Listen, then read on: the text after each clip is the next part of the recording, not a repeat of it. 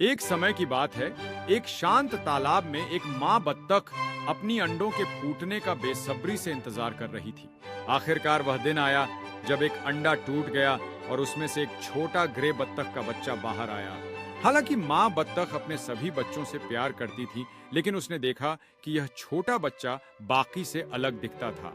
मेरे प्यारे, तुम अपने भाई बहनों की तरह सुंदर नहीं हो, लेकिन तुम उतने ही खास हो, उसने कहा बत्तख के बच्चे को बहुत सारा प्यार देते हुए। पर जैसे जैसे दिन बीतने लगे, छोटे बत्तख के बच्चे ने देखा कि अन्य बत्तख के बच्चे उसका मजाक उड़ाते थे क्योंकि वह अलग दिखता था। उदास और अकेला महसूस करते हुए उसने तालाब छोड़ने और एक ऐसी जगह खोजने का फैसला किया जहां वह अपनी पहचान के लिए स्वीकार किया जा सके। उसने खेतों और जंगलों के बीच यात्रा की उम्मीद करते हुए कि उसे दोस्त मिलेंगे जो उसे उसके असली रूप में स्वीकार करेंगे।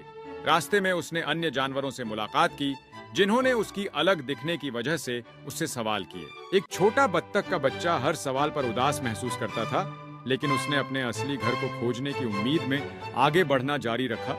जैसे जैसे शरद ऋतु आई, उसने एक खूबसूरत झील पाई जो धूप में चमक रही थी। वहां उसने पानी पर तैरते हुए सुंदर हंसों का एक समूह देखा जिनके पंख चांदी की तरह चमक रहे थे। उनकी सुंदरता से मोहित होकर छोटे बत्तख के बच्चे ने उनके पास जाने का निर्णय लिया। लेकिन जैसे जैसे वह करीब आया, उसे असमंजस हुआ, यह सोचते हुए कि पहले उसके साथ कैसा व्यवहार किया गया था।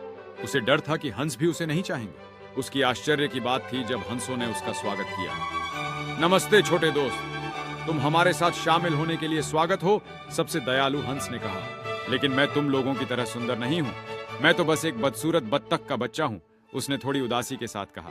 दयालु हंस ने मुस्कुराते हुए कहा, तुम अब ऐसा सोचते हो, लेकिन सुंदरता केवल दिखावे के बारे में नहीं है। यह दयालु, साहसी और अपने आप से सच्चा होने के बारे में है। आओ हम दोस्त बने।